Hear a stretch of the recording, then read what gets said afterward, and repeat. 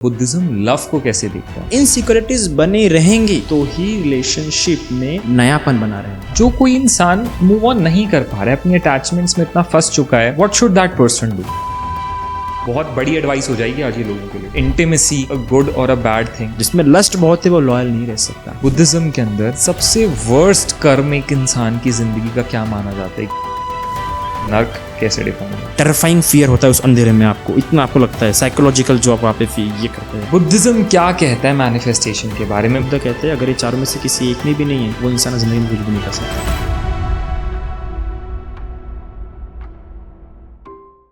Hello everyone, welcome to another amazing podcast of the Namit Show. This is Namit Chawla और guys आज का हमारा ये podcast बहुत ही इंटरेस्टिंग, बहुत डिफरेंट और बहुत अमेजिंग होने वाला है, क्योंकि आज हम life, love, emotions, feelings, lust, karma, after life, पाप, पुण्य, ऐसी बहुत सी चीज़ों को ना एक बहुत ही अलग विजन से समझेंगे। अब तक हम सब ने इन चीज़ों के बारे में सुना है अपने आसपास के लोगों से, पर आज इन सारी चीज़ों के बारे में हम डिस्कशन करेंगे एक बहुत ही रिनाउंड बुद्धिस्ट मंक से। एक मंक के पॉइंट ऑफ व्यू से क्या होती हैं ये सारी चीज़ें, क्या होता है इनका एसेंस, एंड बुद्धिज़्म में इसका क्या रोल है, वो सब आज हम जानेंगे एक बहुत ही रेनाउंड, वर्ल्डली रेनाउंड मंक के साथ। Today we have with us Ven Shri Sewalli, जिनसे आज हम बात करेंगे इन सारी चीज़ों के बारे में। Welcome sir, welcome. Thank you so much सबसे पहले आज हमारे शो पे आने के लिए और अपना इतना इम्पोर्टेंट टाइम हम लोगों को देने के लिए। बहुत सारे टॉपिक्स हैं, अभी हम थोड़ा सा ऑफ द कैमरा बात कर रहे थे and I am already so excited. मैंने आपके बहुत सारे और पॉडकास्ट देखे हैं जहाँ पे आपने बहुत अलग अलग चीज़ों के बारे में बात करी है। आपने अलग अलग यूनिवर्सेस के बारे में और बहुत सी चीज़ों के बारे में, गॉड्स के बारे में बात करी है, बुद्धिस्ट आइडियोलॉजीज़ के बारे में बात करी है। पर आज ना मैं आपके थ्रू लाइफ को समझना चाहता हूँ एक मंक के पर्सपेक्टिव से। एक मंक लाइफ को कैसे देखता है, लाइफ के बहुत अलग अलग एस्पेक्ट्स को कैसे देखता है, और बहुत सारी ऐसी चीज़ें जहाँ बुद्धिज्म क्या कहता है उनके बारे में। So sir, as you are a Buddhist monk और आज हम एक मंक के पर्सपेक्टिव से, बुद्धिज्म के पर्सपेक्टिव से लाइफ को बहुत अलग अलग तरह से समझेंगे। तो सबसे पहले मैं जानना चाहूँगा, लाइफ का ना आज के वक्त में बहुत फाउंडेशनल इमोशन कह सकते हैं, पिलर कह सकते हैं, that is love. Everybody is loving someone, everybody wants to be loved, and love is a big thing in everybody's life and also a big tension as well. मुझे ऐसा लगता है कि प्यार जितना लोगों को खुश कर रहा है उतना ही लोगों को दुखी भी कर रहा है आज के वक्त में। So एक मंक या बुद्धिज्म लव को कैसे देखता है? Is it good, is it bad, should we do it, should we not do it? कोई एज होनी चाहिए लव की? What do you think? देखिए, भगवान ने बड़ी प्यारी गाथा कही कि पेमतो जायति शोकं पेमतो जायति भयं पेमतो विमुक्तस्य नत्थि शोको कुतो भयं। कि प्रेम है ना, तो उस प्रेम के कारण शोक भी रहेंगे और उस प्रेम के कारण भय भी बना रहेंगे। अच्छा, तभी वहाँ प्रेम है। ओके। अगर वहाँ भय नहीं है तो प्रेम नहीं है। ओके। अगर कोई इंसान कंप्लीट फ्रीडम दे रहा है तो वो आपसे कुछ एक्सपेक्ट नहीं कर रहा है, इसका मतलब। ट्रू। और अगर वहाँ कुछ एक्सपेक्टेशन नहीं है तो वहाँ कुछ ना कुछ प्रॉब्लम है। हाँ, क्योंकि एक्सपेक्टेशन आपसे एफर्ट्स करवाती है। हाँ। अगर आप देखिए, हम जब किसी से इंसान से एक्सपेक्ट कर रहे होते हैं ना तो हम भी एफर्ट्स डाल रहे होते हैं, क्योंकि हमें पता है उससे बात हमें निकलवानी है। भले ही मुझे सेल्फिश टेंडेंसी कहेंगे, but no, we are humans are selfish, that's why we have evolved. अगर सेल्फिश है तो हम इवॉल्व नहीं हो रहे थे। तो देखो, वहाँ पे एक्सपेक्टेशन रहेंगी और वहाँ फियर भी रहेंगे। फियर नहीं है तो मतलब आपके लिए ज़्यादा कुछ कर नहीं रहा है वो। तो फियर होना चाहिए और फियर रहेगा ही रहेगा अगर वो प्रेम करता है आपसे जी। क्योंकि प्रेम ये इमोशन नहीं है। प्रेम ये कई सारी चीजों का एक मिला जुला एक्सप्रेशन है। ओके, ठीक है, its expression not a love.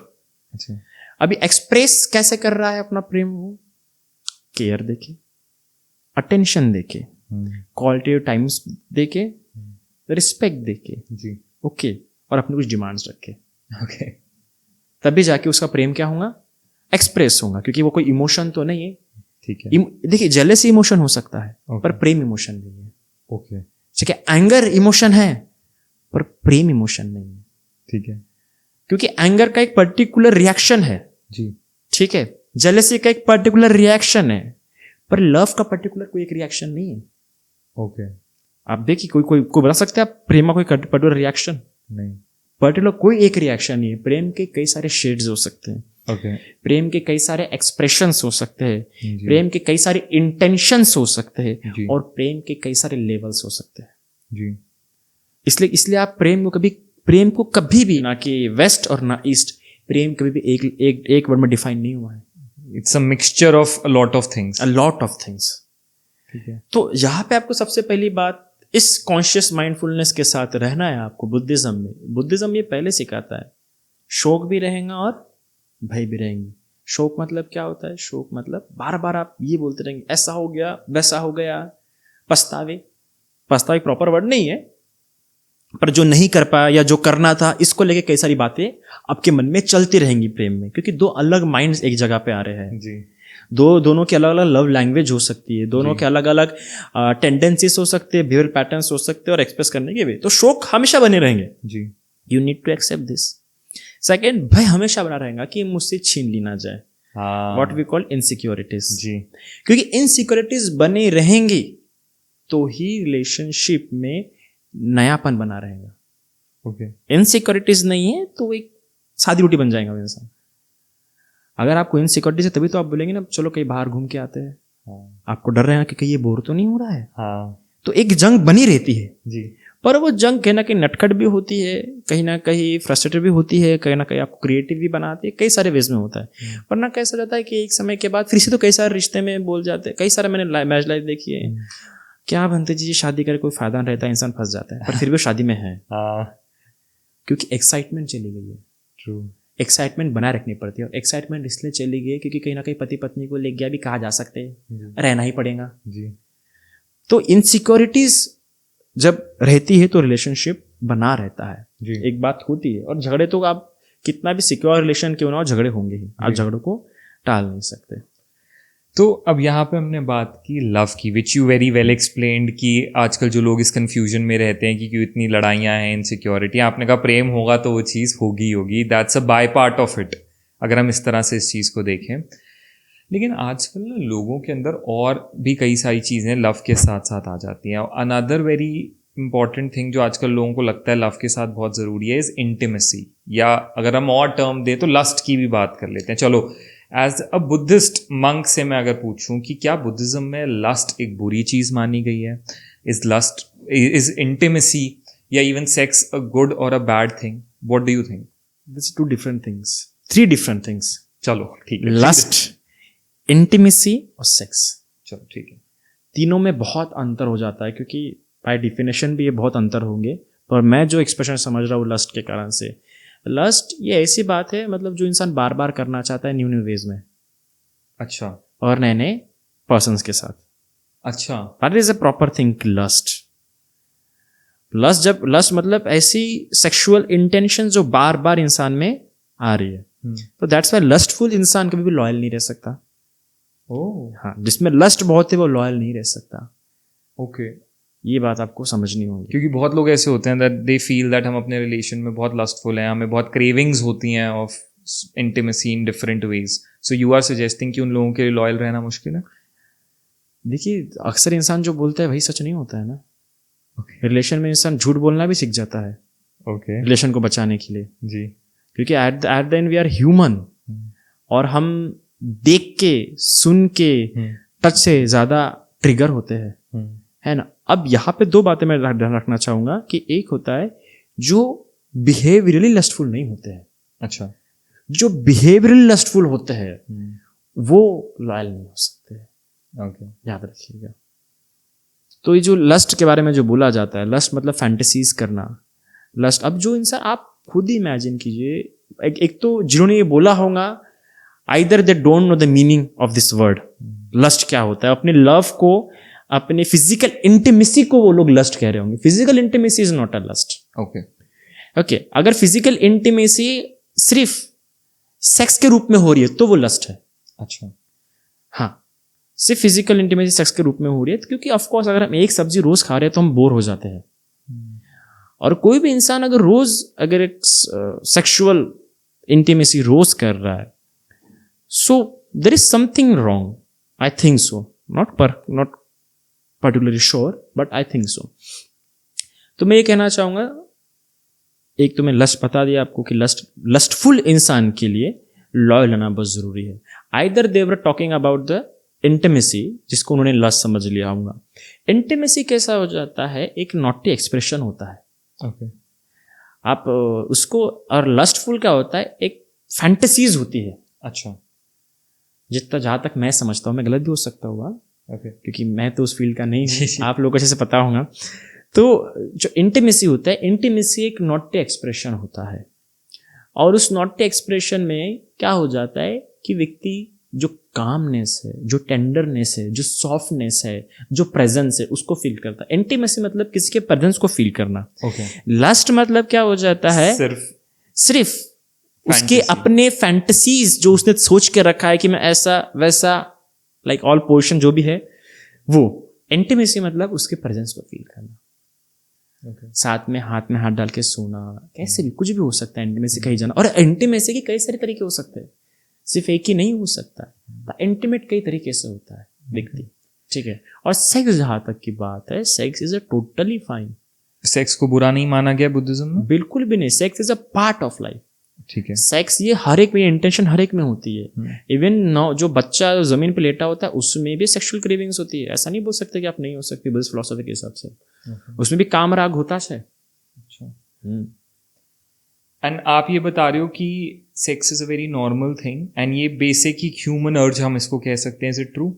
Do you yes, agree? It's a basic need. Then why are monks, क्यों अक्सर ऐसा देखा जाता है मंक्स को इन चीजों से बहुत दूर रखा जाता है? क्योंकि मंक्स संसार में नहीं है ना, सेक्स ये संसारिक चीज है। अच्छा, संन्यास संसारिक चीज नहीं है ना, ओके, ठीक है। सेक्स इन्वॉल्वमेंट मांगता है, कमिटमेंट मांगता है, अटेंशन मांगता है, प्रेजेंस मांगता है, और क्रेविंग्स मांगता है। अभी ऐसा तो नहीं कि एक बार सेक्स कर लिया और हो गया, और ऐसा कि नहीं कि जल्दी से कोई भी आपको बोल जाएगा, आप जाके बोलोगे I want to do sex, और वो रेडी हो जाएंगे सामने वाले इंसान। सेक्स तक पहुंचने के लिए एक बहुत रिलेशन से होके जाना पड़ता है। चलो रिलेशन भी नहीं होगा, हुकअप कल्चर भी होगा, तो एकदम से थोड़ी वो ही जाएगा। तो इसका मतलब अपना मन वहां पे लेके जा रहा है सेक्स में। हाँ, पहले मन आपका जाएगा, तो मन पहला वहां पे जाएगा, तो जब मन जाएगा फिर एफर्ट्स करने पड़ेंगे। पर ये मंग बना किस लिए था? फिर ये क्वेश्चन आ जाता है कि ये मंग स्पिरिचुअल डेवलपमेंट के लिए बना था।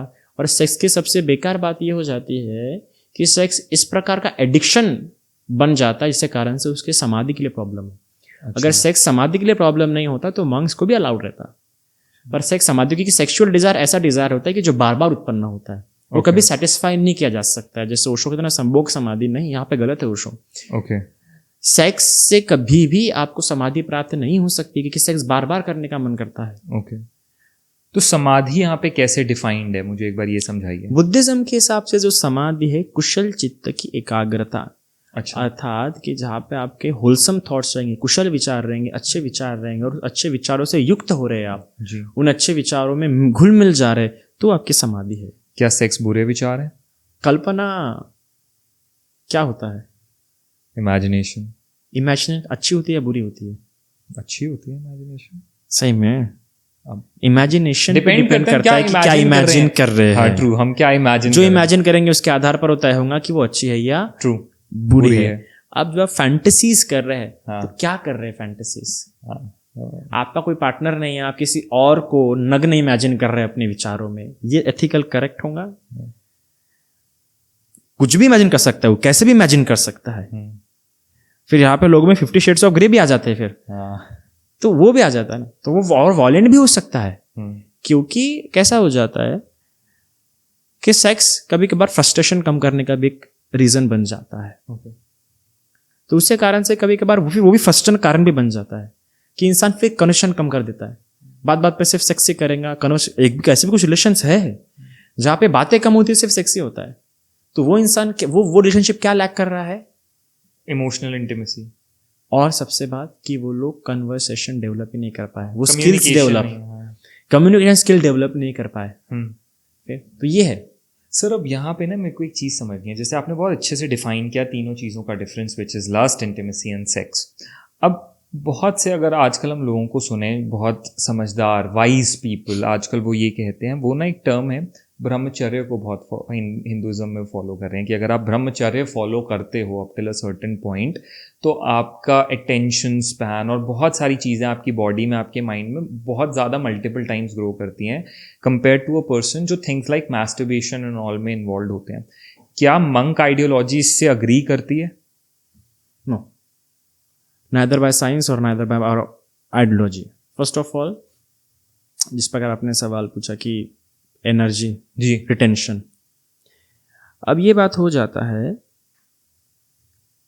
कि ये जो बहुत बहुत चलाया जा रहा है ये कि नीचे की ऊर्जा ऊपर जाती है, पर यह ऐसा होता है कि अगर आप मंस के हिसाब से देखें, एक नॉर्मल इंसान अगर मंक लाइफ जीने की कोशिश करा, ब्रह्मचर्या फॉलो करने की कोशिश करा नॉर्मल इंसान, तो ब्रह्मचर्या किन बातों से टूटता है, किन बातों से ब्रह्मचर्या खंडित होता है?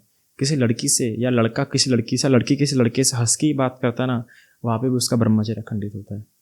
वो भी उसके सेक्सुअल हार्मोन को ट्रिगर करता है। तो एक मंक को ये भी नहीं अलाउड? नहीं, क्योंकि वहाँ पे बॉन्डिंग बढ़ेगी तो एक्सपेक्टेशन बढ़ेंगे तो इंटीमेसी स्ट्रांग होंगी। इंटीमेसी सिर्फ सेक्सुअल इंटीमेसी नहीं होती है ना, इंटीमेसी किस तरह की होती है, बहुत तरह की होती है इंटीमेसी। तो ये जो बोला जाता है कि हम लोग घर में बैठ के ब्रह्मचर्य फॉलो करते हैं, अपने सीमन को रिटेंशन करते, कुछ नहीं है ये सर, कोई ऐसा नहीं। आप किसी से हंस के बात कर रहे हैं ना, आप हंस के बात कर रहे हैं मतलब आप डिलाइट हो रहे हैं वहां पे, डिलाइट हो रहे हैं आपकी, आप भले ही आप मैस्टरबेशन नहीं कर रहे, पर आप वो भी एक तरह का मैस्टरबेशन ही है। लेकिन आपने कहा एक मंक को वो भी नहीं अलाउड कि हंस के बात कर ले एक ऑपोजिट जेंडर से, अपोजिट जेंडर से जिधर उसका अट्रैक्शन है। क्यों? अगर हंस के, देखिए हंस के बात करना मतलब क्या है, पहले इसको समझिए आप। हंस के बात कर रहा है मतलब क्या, जो क्रैक हो रहा है ना, एक वो भी तो एक इंटीमेसी है ना, एक फ्रेंड, क्योंकि फ्रेंडशिप में इंटीमेसी नहीं होती है, ये तो बॉयज में भी इंटीमेसी होती है। Not in gauge, I am not talking about the gauge, but the normal boys, straight boys, दो स्ट्रेट बॉयज में भी, दो स्ट्रेट गर्ल्स में भी इंटीमेसी होती है। okay. बिल्कुल होती है, मेरे ख्याल से बॉयज होते हैं तो गर्ल्स में होती है इंटीमेसी।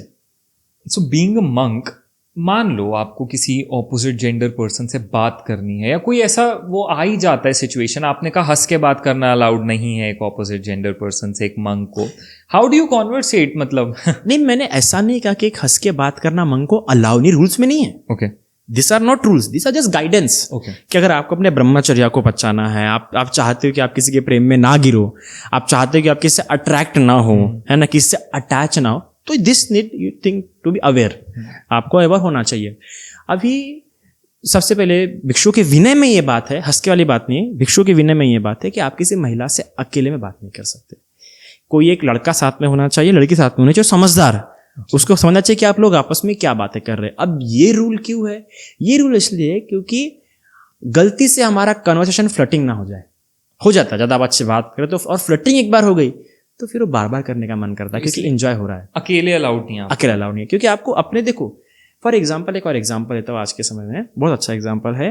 इंस्टाग्राम आपका होगा जी, आपकी शादी हुई है क्या? नहीं। अच्छा, बच गया तो देखिए, जो लोग रिलेशनशिप में हैं जी, उन्होंने हमेशा अपने जो पासवर्ड्स है, आईडी एक दूसरे को शेयर करनी चाहिए। अच्छा, इसलिए नहीं कि आपको ट्रस्ट इशू है, इसलिए कि गलती से भी आपसे गलती नहीं होनी चाहिए। ओह, दिस इज वेरी इंटरेस्टिंग, क्योंकि आज के वक्त में ये एक बहुत बड़ा फाइट्स का इशू है, बिकॉज आधा पोर्शन ऑफ द सोसाइटी कहता है कि अगर आपको अपने पार्टनर पे ट्रस्ट है तो क्या जरूरत है इन चीजों की, password share and everything. But today monk is saying something so different. There are psychopaths, there are narcissist, और ऐसे कुछ जो फ्लर्टिंग में इतना एक्सपर्ट होते हैं, गलती से आपको बहुत लंबे समय, उनमें पेशेंस भी बहुत होता है, आपको बहुत लंबे समय तक फॉलो करते रहेंगे, और कभी आपने कोई स्टेटस डाल दिया उदासी का, डालते जो स्टेटस आज के, वो उसके लिए ट्रिगर पॉइंट है, वो उसमें पूरा अपना काम कर लेंगे। तो गलती से भी आपसे ऐसी गलती ना, होती है गलती रिलेशनशिप में, बिल्कुल होता है, किसी पे मन आता है, कभी कभार हम बहुत फ्रस्ट्रेटेड फील करते हैं, लगता है कि मैंने किससे शादी कर ली, किससे मैं रिलेशनशिप में आ गई, लगता है, तब लगता है कि मूव ऑन होना चाहिए। वहां पे अभी इतना आसानी से एक्सपोजर हो जाता है, हम आसानी से किसी भी संपर्क में आ जाते हैं, तो बिल्कुल है। और बस अपने वो समय संभालना बहुत डिफिकल्ट है, कोई नहीं संभाल सकता, ना इधर मंक, इवन इफ मैं मंक हूँ, आज मैं ट्रेंड हूँ, माइंड से ट्रेंड हूँ, पर if I fall in love, definitely मैं वो सारी गलतियां करूंगा जो एक मूर्ख इंसान करता है प्रेम में। ठीक है, तो ये बात हमेशा पता होनी चाहिए। ये नहीं कह रहा, ये वहाँ पे बात ट्रस्ट की नहीं है, बात यहाँ पे फ्यूचर में ऐसी कोई पॉसिबिलिटी डोर ओपन ना रखे कि जहाँ से कोई गलत इंसान एंट्री कर ले। अगर हमारे आइडियाज रहेंगे तो हमारा कोई इंसान बात, और पता है जो इंसान ट्रस्ट करता है ना, वो ज़्यादा चेक भी नहीं करता है, उसको ट्रस्ट हो जाता है। और एक बात बताओ, आपको क्या ही प्रॉब्लम है, क्या प्राइवेसी? जो दो बॉडीज जो साथ में नग्न सोती है, वो उनके बीच में क्या प्राइवेसी रह गई अभी? हाँ, सो ट्रू।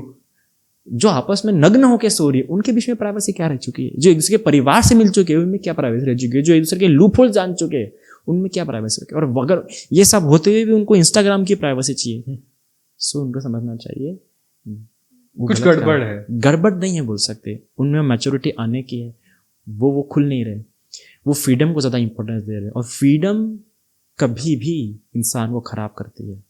अच्छा। इमोशनल एक्सप्रेशन की फ्रीडम होनी चाहिए, पर लहजे में। अगर आप बोले बेटा तू जो बोलना है बोल, गाली दे के बात कर रहा है, बच्चा बिगड़ जाएगा। तो फ्रीडम किस तरह की होनी चाहिए? एब्सोल्यूट फ्रीडम की बात कभी नहीं होनी चाहिए। आज मंग्स को कितने सारे नियम है, तब जाके मेरा मंग डिसिप्लिन रहता है, फिर भी गलतियां होती है, इतने सारे होने पर भी बहुत सावधानी रखनी पड़ती है।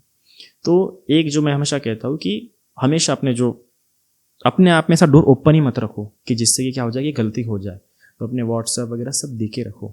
अगर आप लॉयल रहना चाहते हो तो दो बातें हमेशा लेके अपने आप को डिसाइड करो, क्या मैं इस रिलेशनशिप में लॉयल रहना चाहती हूँ, पहला ये। दूसरा ये कि लॉयल कैसे रहते हैं। कैसे रहते हैं सर लॉयल, प्लीज बताओ। ये खुद से सवाल पूछना चाहिए इंसान ने। आप मैं बोलते मैं तो लॉयल रह सकता हूँ, सबसे गलत बात। कभी मत बोलो ये बात खुद को लेके कि मैं तो लॉयल रह सकता हूँ। आप लॉयल रह सकते हो, पर आपको बिगाड़ने वाले बहुत है। कभी कभार हमारे फ्रेंड्स जलते हैं कितने लॉयल है, या कभी कभी दोस्त के फ्रेंड्स, वो जो अपना जो पार्टनर है उसके दोस्त जलते हैं कि इसको तो लालबंदी मिली, वो लोग बिगाड़ने की कोशिश करेंगे। ये बोलो कि मुझे लॉयल रहना है, और मैं लॉयल कैसे रहूँगा? मैं ऐसे कोई दरवाजे खुले नहीं रखूँगा जिससे कोई अनजान इंसान मेरा दरवाजे के अंदर आ जाए। या मेरा दरवाजा ठकठकाए भी तो पहले वो आवाज ठटकाने की आवाज़ मेरे बॉयफ्रेंड अकाउंट तक जानी चाहिए, मेरे से आने के पहले, या मेरी गर्लफ्रेंड के कानों तक जानी चाहिए मेरे तक आने के पहले, ताकि उसको पता रहे रूम के अंदर कौन आ रहा है। आने दो, मैं ये नहीं कह रहा कि मत आने दो, पर उसको पता रहे कि कौन आ रहा है मेरे रूम के अंदर। आपको जब ये बात समझ जाती है कि लॉयल रहना डिफिकल्ट है, सामने वाले से अपेक्षा मत करो, आपको खुद आना चाहिए लॉयल रहना बहुत डिफिकल्ट है, और चीट करना सबसे आसान है। तो इंसान क्या करना पसंद करेगा? चीट करना पसंद करेगा ना। और बाद में ना लोग अक्सर, आपने बहुत अच्छी बात स्टार्ट करी, चीटिंग आजकल इतना कॉमन आज के वक्त में एक चीज हो चुकी है। लॉयल्टी कॉमन चीजों के कारण हुआ है। चीटिंग कल भी होती थी, चीटिंग आज भी होती है, चीटिंग आगे भी होंगी। अच्छा। चीटिंग ऐसा नहीं कि पहले होती नहीं थी, पहले भी होती थी चीटिंग, आज भी होती है और आगे भी चीटिंग होंगी, पर चीटिंग अभी ज्यादा आसानी से होती है। हाँ। पहले चीटिंग ज्यादा डिफिकल्ट तरीके से होती थी, पर फिर भी लोग चीट करते थे। ठीक है, अभी चीटिंग आसानी से होती है क्योंकि आपके पास मीडियाज है वैसे available, mediums. What do you think sir, क्यों लोग आजकल इजीली चीट करने लगे हैं? क्योंकि सब, हर कोई जानता है चीटिंग गलत है, हर कोई जानता है डिसलॉयल होना अपने पार्टनर से गलत है, फिर भी क्यों होती है चीटिंग? ये तो बोला नहीं चाहिए क्यों लोग चीटिंग करते हैं। चीटिंग करेगा ही इंसान, अगर किसी को मिल रहा है मौका क्यों ना ले भैया, क्यों छोड़े कोई मौका? आप छोड़ेंगे? तो देखो, ये चीटिंग दरअसल बड़ी बात है लेकिन आसान बात है, ये बात समझ लाऊंगा इंसान को। चीटिंग है बड़ी बात, इमोशनली बहुत बड़ी बात है चीटिंग, पर बहुत आसान बात है ना जी। पर एक कपल के अंदर, मान लो जो रिलेशनशिप में आया, ऑनेस्टली एक दूसरे से प्यार करते हैं, कमिटेड हैं, वो क्या ऐसा करें कि वो चीटिंग जो इतना ईजी है होना, कभी हो ना, कोई भी एक दोनों में से स्लिप आउट ना करे एज अ मंक? बहुत बड़ी एडवाइस हो जाएगी आज ये लोगों के लिए।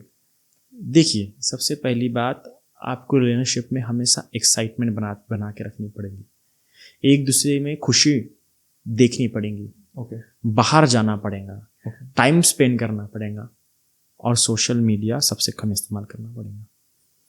और आप कर नहीं सकते, आप रील्स को देखे बिना आपका होता नहीं है काम। सुबह उठते और फोन को छोड़ते हैं, अगर आपने 3-4 चीजें कर लिए तो कभी भी कोई निकलेगा नहीं बाहर।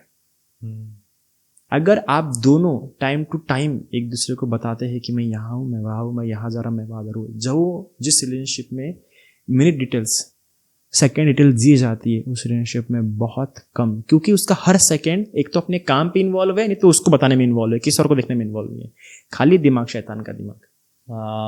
हर सेकेंड आपको उसकी याद आती रहनी चाहिए, अरे उसको आ जाता था, वो सोच रही होंगी। आप किसी इंसान को, क्योंकि आपको पता है कैसे देखेंगे, पुलिस को बताते तो ये कहाँ पे हूँ मैं, वो है मिनट ट्रांसपेरेंसी जो होती है वो होनी चाहिए इंसान के पास। वो और ये खुद का एक एट्रीब्यूट होता है, ट्रांसपेरेंट रहना। Very true sir. अब हमने ना लव और रिलेशनशिप्स के कई एस्पेक्ट्स कवर किए, अब ना एक बहुत अलग इस चीज़ का एस्पेक्ट जिसका लगता है मेरे को बहुत से लोगों को ज़रूरत है इस वक्त जानने की, दैट इज़, चलो मान लो वो किसी के साथ रिलेशनशिप में आए, अटैचमेंट्स हुई, बहुत ज़्यादा अटैच हो गए, सामने वाले ने किसी रीजन से उन्हें छोड़ दिया, the other person went off. अब जहाँ जो पीछे इंसान रह जाता है ना, it is very tough for that person to move on, to get out of that person, to those memories, हर चीज़ वो उस इंसान के लिए बहुत टफ हो जाता है। आजकल लोगों के लिए moving on is one of the biggest problems I see लोगों के अंदर। आजकल नहीं, पहले होता हूँगा, आजकल नहीं। ऑप्शंस अवेलेबल है। दोज जो ट्रॉमा बाउंड होंगे, जो अनहील्ड होंगे, उनको नहीं होता होगा। बट हाँ, जो कोई इंसान मूव ऑन नहीं कर पा रहा है, अपनी अटैचमेंट्स में इतना फंस चुका है, वो आगे नहीं बढ़ पा रहा, what should that person do? उसको ये है कि यार मुझे वही इंसान चाहिए था और वही इंसान चला गया। आपने बहुत बहुत अमेजिंग बात कही कि आजकल ये एक्चुअली कम है, बट जिन लोगों के साथ है, व्हाट शुड दे डू? जो मूव ऑन नहीं हो पा रहा है जी, जो मूव ऑन नहीं हो पा रहा है ना, दरअसल वो इसलिए परेशान है क्योंकि वो मेमोरीज पकड़े हुए है जी, उसे वही प्रेम चाहिए जी, उसे प्रेम नहीं चाहिए, उसे वही प्रेम चाहिए, उसी इंसान से चाहिए वही प्रेम, ओके। वही इंसान या वही प्रेम। वो वही शब्द हटा दे जिंदगी से तो आसान हो जाएगा। वो ये कहे कि मुझे वही प्रेम नहीं, मुझे प्रेम चाहिए, मुझे प्रेम चाहिए, और वो वही को हटा दे। That is so deep. तो वही हटाना डिफिकल्ट है। हाँ, वो वही हटाना बहुत मुश्किल है। हाउ टू, वो वही हटाए कैसे? वो वही हटाने के लिए उस इंसान ने और भी न्यू पॉसिबिलिटी सोचनी चाहिए कि और प्रेम किस तरीके से एक्सप्रेस किया जा सकता है। कोई नया इंसान आएगा तो मुझे किस तरीके से प्रेम देगा, और सबसे इम्पोर्टेंट बात कि अगर वो वापस आए तो क्या क्या बुरा होगा मेरे साथ। हाँ, क्योंकि इस बार वैसा प्रेम नहीं रहेगा, हाँ, क्योंकि आप झुक चुके हैं। तो क्या क्या बुरा होगा, बार बार उसकी एक लिस्ट बनाओ या फोन में डीपी रख दो उसकी, वॉलपेपर, वही सबसे बेस्ट। हर बार आपको रोक लेगा उस स्लोप में स्लिप होने से। और उस जब आपको छोड़ के गया है तो छोड़ के जाने एक दो महीने पहले उसने बहुत कुछ किया होगा जो आपने ध्यान नहीं दिया होगा, या आपने वो बातें याद करो। अरे सो अमेजिंग। और सबसे पहली बात, उसमें भी इंटरेस्ट नहीं है। सबसे इम्पोर्टेंट बात, इंटरेस्ट नहीं है तो उसकी आंखें बस आपको चुभाएंगी और कुछ नहीं। हाँ, क्योंकि वो किसी और को देखेंगे वैसी प्यार भरी नजरों से, तो तुम वो देखना चाहते हो तो ठीक है, फिर तो खुद को पेन देने वाली बात है वो। खुद को पेन, फिर उसका मन उठ जाता है, 1-2 महीने में उसका फिर मन उठ जाएगा। तो सर, हमने बात की लव और रिलेशनशिप्स के बारे में, जो आपने इतना ब्यूटीफुली एक बहुत बहुत डिफरेंट पर्सपेक्टिव से समझाया, मतलब जो आज तक मैंने ऐसे बात नहीं करी है। अब मेरे को ना लाइफ के कुछ और एस्पेक्ट्स पे भी बात करनी है। एक बहुत इंपॉर्टेंट एस्पेक्ट आई फील, एक मंक या बुद्धिज्म मैं कह सकता हूँ, मैं मंक के उससे मानता हूँ, एक मंक ग्रीफ को कैसे देखता है। क्योंकि नॉर्मल इंसान तो जो है उसके लिए ना ग्रीफ से निकलना बड़ा मुश्किल है। मान लो उसका कोई बहुत बिलवड पर्सन है who is no more now, they have left them, तो चाहे वो कोई भी हो सकता है, उनका फैमिली मेम्बर, पार्टनर, बहुत कोई क्लोज फ्रेंड, लोगों के लिए ना सालों साल कई बार उस ग्रीफ से बाहर निकलना बड़ा मुश्किल हो जाता है। How do you see that grief? ये कैसे आप सजेस्ट करते हो उस ग्रीफ से इंसान खुद को बाहर निकाले? देखिए कैसा होता है कि एक बुद्धिज्म में एक मेडिटेशन है मरणानुपश्यना, अच्छा, और दूसरा है अशुभ भावना। जी। 2 तरह के मेडिटेशन है जो कि एक बुद्धिस्ट मांग को हमेशा कहा जाता है कि आपने समय समय पे करता रहना, रोज करे तो और भी अच्छा है। मरणानुपश्यना में ये होता है कि मेरी भी मृत्यु हो जाएगी, मुझे भी कल सब कुछ छोड़ के जाना है, आपको रोज रिमाइंड लेना है खुद को। ओके। जब आप खुद को ही जाते हुए देख रहे हैं तो किसी और के ठहराव की अपेक्षा कैसे करेंगे आप? हाँ, दूसरा अशुभानुपश्यना, मतलब खुद को बूढ़ा होते हुए देखना, खुद के अपने शरीर की गंदगी देखना कि मेरे में इतनी गंदगी है, पर मैं उसकी सुंदरता को कैसे मानूं कि बनी रहेंगी। तो जब ये 2 बातें आप देख करते तो आप ग्रीफ के साथ पहले रेडी रहते हैं, आपको पता होता है। जैसे कि अगर कभी आपको कोई बता दे डॉक्टर कि इसकी 1-2 महीने में डेथ होने वाली है, डेथ होने के बाद आपको उतना दुख मिला जितना पहली बार रहता अगर पता नहीं होती 2 महीने में। वो सडन शॉक ना लगता। बिल्कुल। तो ग्रीफ, और जब जिसके घर में डेथ हो चुकी है, अगर वो संभाल नहीं पा रहा है खुद को, तो उसने एक ऐसी कंपनी में रहना, मतलब एक ऐसा सर्कल में रहना चाहिए जहाँ पे दूसरों के लव को फील कर सके, जहाँ पे उसमें जो इसके साथ जो हो रहा है, क्योंकि अगर उसे बहुत ज़्यादा ग्रीफ हो रहा है, हद से ज़्यादा ग्रीफ हो रहा है, उसने अपने आप को आइसोलेशन में डाल दिया, सब कुछ डाल दिया और मूव ऑन नहीं हो पा रहा है किसी के डेथ से, इसका मतलब ये कि वो अपने आप को देख रहा है सिचुएशन में, वो कुछ तो भी है जो फील कर पा रहा है उसका चाइल्डहुड ट्रॉमा, या फिर वो उसे कुछ तो भी फील हो रहा है खतरनाक। सिर्फ वो लॉस, वो उसका लॉस ही देख रहा है, वो खुद का लॉस देख रहा है, आइदर उसकी सिक्योरिटी, आइदर उसका ट्रस्ट। ये बातें देखने के कारण उसे लग रहा है कि अभी क्या होगा, मेरा क्या होगा। वो मेरे अस्तित्व में वो खोज रहा है उस चीज़ को, उसकी डिपेंडेंसी या उसकी फ्रीडम कुछ तो भी लॉस हुई है। वो उसको एक अच्छी कंपनी में रह के उसका दूर हो सकता है उस सर्कल में। एक अच्छी कंपनी, या फिर आपने बहुत अच्छा बताया कि खुद ही को रिमाइंड कराते रहो कि मैंने भी एक दिन जाना है। वो रिमाइंड नहीं करा पाएगा जो ग्रीफ में है। अच्छा, जो पर्टिकुलरली ग्रीफ में है वो खुद को रिमाइंड नहीं करा पाएंगे उस समय में। सो आपने ग्रीफ को समझाया। सर, क्या एक मंक कर्मा के साइकिल को मानता है? Do you believe in karmas? Buddhism सबसे अच्छी अगर कर्मा की थ्योरी कही दी गई है वो है बुद्धिज्म। क्या सबसे बेस्ट क्या थ्योरी है कर्मा की बुद्धिज्म? कर्मा को 16 भागों में विभाजित किया गया है, 24 फोर्सेस बताया गया है उसको वर्किंग के लिए। इसके अलावा माइंड बेस्ड है पूरा का पूरा, कैसा माइंड मैटर डेवलप करता है, कैसा मैटर के कारण माइंड डेवलप होता है। इसके अलावा 12 लिंक्स कैसे कनेक्टेड होते हैं, ये पूरी थ्योरी है कर्मा थ्योरी की। तो एक इंसान की लाइफ के अंदर, जैसे अलग अलग रिलीजन्स में, अलग अलग बिलीफ सिस्टम में ना, कुछ बुरे कर्म कहे जाते हैं कि ये बुरा कर्म है, ये बुरा कर्म है। बुद्धिज्म के अंदर सबसे वर्स्ट कर्म एक इंसान की जिंदगी का क्या माना जाता है कि ये सबसे महापाप है जो एक इंसान कर सकता है, या फ्यू सेट ऑफ देम, कि ये जो है, ये एक इंसान अगर कर रहा है अपनी लाइफ में तो ये सबसे बड़े पाप हैं धरती पे? देखिए, उसकी गुरुताई बढ़ती जाती है, किसके साथ किया है, ये सारी बातें रहती है। किसके साथ किया है, किस समय पे किया है और क्यों किया है। But still what things are considered to be the worst? झूठ। झूठ एक महापाप है? मैंने कहा ना, किसके साथ किया गया है, कब किया गया है, क्यों किया गया है। ओके, ये बहुत मैटर है कि झूठ किसी की मैरिड लाइफ बर्बाद कर सकती है, झूठ किसी का पूरा फैमिली बर्बाद कर सकती है, झूठ किसी की पूरी जिंदगी बर्बाद कर सकती है। डायरेक्ट खून तो भी उतना बर्बाद नहीं करता जितना छोटा छोटा झूठ बहुत बड़ी बातें बर्बाद कर सकती है। इसलिए क्योंकि अगर एन समय पे, गलत समय पे आपने झूठ बोल दिया, गलत समय पे डॉक्टर ने झूठ बोल दिया किसी, तो उसकी पेशेंट की लाइफ चली जाएगी। किसी रिश्ते में झूठ बोल के उसको तोड़ा गया है, जिंदगी में पछतावा रह जाएगा। आगे जाके जो अच्छा होता था वो अच्छा नहीं हुआ। झूठ हर चीज़ खराब कर देता है, सच कुछ खराब नहीं करता। सच सिर्फ कुछ समय का व्याकुलता देती है, खराब कुछ नहीं करता सच। ये बात सबसे अच्छी सुंदर सच की, कि अगर कोई इंसान किसी और सो के भी आ रहा है और सच बोल रहा है, वो इंसान समझ लेगा।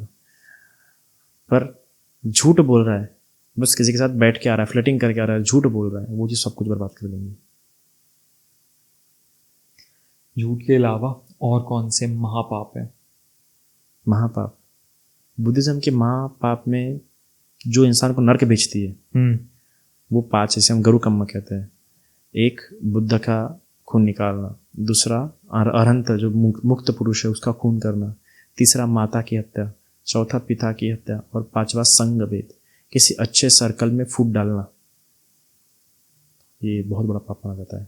ये भी बहुत बड़ा पाप है। और इन पापों का कर्म कैसे बुद्धिज्म में डिफाइन किया जाता है? जैसे कई रिलीजन्स में कहते हैं कि वो आप अपने सारे कर्म इसी जन्म में भुगत के जाते हो। कईयों में कहा जाता है अगले जन्म में भी आपको उसका फल मिलेगा। बुद्धिज्म क्या कहता है? नहीं, गरु कर्म जिसका हो गया, ये जो 5 कर्म हुए, मरने के बाद सबसे पहले नरक जाएंगे। ओके, ठीक है। और एक बार दुर्गति में गया तो वहां से जब वो निकलता है तो मनुष्य योनि नहीं मिलते आसानी से। कभी प्रेत योनि में जाएगा, कभी पशु योनि में जाएंगे, ऐसे डिफरेंट बहुत रेयरली मिल जाती है। कल्पों तक के वो वहां पे अटक जाएगा। लेकिन आपने जो कहा है कर्म का फल कब मिलता है, सबसे पहली बात, गरु कर्म छोड़ के, गरु कर्म छोड़ के टाइम के हिसाब से देखिए, टाइम के हिसाब से तो कम से कम 7 दिन के अंदर मिल सकता है। अच्छा, उससे हम कहते हैं दिट्टी धम्म वेदनीय कर्म, जिसका फल 7 दिन के अंदर मिल जाता है। जैसे लॉटरी की टिकट वगैरह वगैरह, जॉब के प्रमोशन वगैरह, 7 दिन के अंदर फल मिल जाता है। कुछ 1 साल के अंदर देते हैं फल, कुछ अगर 1 साल के अंदर फल नहीं दिया तो इस जन्म में कैसे भी साल, नोट डिसाइड। और इस जन्म में नहीं दिया फल तो अभी जन्मों जन्मों के लिए हो गया उसका ये। पर एक बात हमेशा कहा गया है, जितना देर तक आप वो सोचते रहेंगे, या जितनी देर तक पछतावा करते रहेंगे उस कर्म का, उतने जन्मों में उसका विपाक भोगेंगे आप। अच्छा, अगर आपने गलती से किसी सांप को मार दिया और आधे घंटे तक पछतावा कर रहे, तो हो सकता है 100-200 जन्म आप भी वैसे कट के मरते रहेंगे सांप बन के। तो पछतावा ना करें, आप ये कहना नहीं चाह रहे पछतावा, क्योंकि mind doesn't know what is imagination, what is reality. हैं? That is something very new I am hearing, क्योंकि अक्सर लोग कहते हैं karma only knows the evolution, चेतना. उसको ये नहीं पता किसने किया क्या किया, उसको पता ये घटित हुआ है और ऐसा फील हो रहा है. जब तक फील होगा तब तक वो उतने जन्म तक खुद भोगते रहेंगे. 10 मिनट भी अगर वो पछताता है, शायद से 20-30 जन्म खुद सांप बने कट के मरेंगे. तो पछतावा ना करोगे कर्म करके. बुद्धिज्म में सबसे पहला है शील फॉलो क्यों करते हैं, डिसिप्लिन क्यों इंसान, कि उसके जीवन में पछतावा ना हो. ब्रेकअप, आप किसी को आपने क्या किया है, छोड़ा है, चीट किया है, चीट किया है, ठीक है. चीट आपने एक बार किया, पर पछतावा आपको बार बार होते रह रहे हैं. आप उतने बार आपके साथ चीट होगा, उतने जन्म आपके साथ चीट होगा. आप करो एक बार, पर भोगना कम से कम 10 जन्म तो पड़ाएंगा ही आपको, क्योंकि आपका थॉट एक थॉट पर रुकता नहीं है. कम से कम 5-10 सेकंड तो 5-10 मिनट तो लेता है आपका एक थॉट. तो इसलिए फिर उतने ही जन्म भोगना पड़ता है. आपको पाप चीट का नहीं मिलता, आपको पाप मिलता है उस झूठ का जो आपने बोला है, क्योंकि झूठ आप में पछतावा क्रिएट कर रहा है. इसलिए मैंने कहा था झूठ. अगर आप चीट करके और आपने बताया कि आपने ये किया, आप ज़्यादा पछतावा नहीं कर पाओगे, क्योंकि आपने सच बोला है. आपको रहेगा कि मैं जो किया मैं तेरे सामने रखा है. आपने झूठ बोला तो उसका पछतावा और बढ़ेगा. सबसे ज़्यादा पछतावे इंसान को झूठ के कारण होते हैं. झूठ ये जड़ जो कहीं ना कहीं इंसान को बहुत बुरे उस पे ले जाती है. भगवान के समय में रानी मल्लिका थी, और सॉरी राजा प्रसन्नजीत की वाइफ थी मल्लिका. वो भी बहुत धार्मिक थी और राजा भी बहुत धार्मिक था. एक बार ऊपर नहा रही थी, तो नीचे था बैठा हुआ, बालकनी से सब दिखता था. तो साबुन नीचे गिर गए लिए, तो साबुन नीचे गिर, तभी उसका कुत्ता पीछे से आया और ही वॉज लाइक, कुत्ते ने तो प्लेजर ले रही थी उसमें. राजा ने देखा रानी तो कुत्ते के साथ हो रही है. तो फिर वो जाता है ऊपर, रानी को बोलता है तुम क्या कर रही थी. राजा कुछ तो नहीं कर रही मैं. तो नहीं मैं देखा उधर खिड़की से, मुझे दिखा. नहीं बोलते राजा ये खिड़की ऐसे है कि वो दूर से देखने पर लगता है कुछ हो रहा है, पर ऐसा होता नहीं है. ऐसा कीजिए आप अभी नीचे रहिए, मैं जाके देख के आती. बोले तो फिर वो गई, तो बोले राजा मुझे भी ऐसा दिखा. तो उसने बस ये झूठ बोली, इस झूठ के कारण वो नर्क में रही. सीधी वो गलत काम किया वो तो बात की बात है, पर वो जो उसने छिपाने के कारण और बड़ा हो जाती बात है. तो सर जैसे अभी आपने नर्क की बात करी, गलत कर्म गोइंग टू नर्क. नर्क बुद्धिज्म में कैसे डिफाइंड है? जैसे बहुत जगहों पे नर्क का डेफिनेशन दिखाया जाता है, एक ऐसी जगह जहाँ पे आग की नदियां बह रही हैं, आपको गर्म कढ़ाई में तला जा रहा है, आपके साथ ये हो रहा है वो हो रहा है, उसे एक नर्क दिखाया जाता है जहाँ पे राक्षस हैं और सब. बुद्धिज्म में नर्क कैसे डिफाइंड है? ऐसा ही कुछ है या कुछ अलग है? बुद्धिज्म में ऐसा ही है नर्क, और एक्चुअली में भी ऐसा ही है. वो तो आप कर लीजिए कुछ गलत काम, फिर वहाँ सिग्नल भेजिएगा एंटीना से कि क्या हो रहा है. देखिए सबसे पहली बात, नर्क का वर्णन हमेशा ऐसा ही रहेगा. पर बुद्धिज्म में 3 तरह के नर्क आपको मोटे पैमाने पे देखने के लिए सुनने मिलेंगे. गरम हॉट हेल, कोल्ड हेल और खतरनाक अंधेरा. What is hot hello? मैं कुछ जहाँ पे आग वगैरह रहती है, जहाँ पे आपको आग से जलाया जाता है वगैरह, तला जाता है वो सब वगैरह. ओके ठीक है. एक कोल्ड, मतलब इतनी ठंडा कि उससे से आप इतना खतरनाक ठंडा कि क्या बताए. और तीसरा होता है अपना इतना घनघोर अंधेरा कि कुछ दिखता ही नहीं, कुछ भी नहीं दिखता. और आजू बाजू में इतने लोग होते हैं कि थोड़ा टच हो गया आपको तो इतना डर जाते क्या बताए.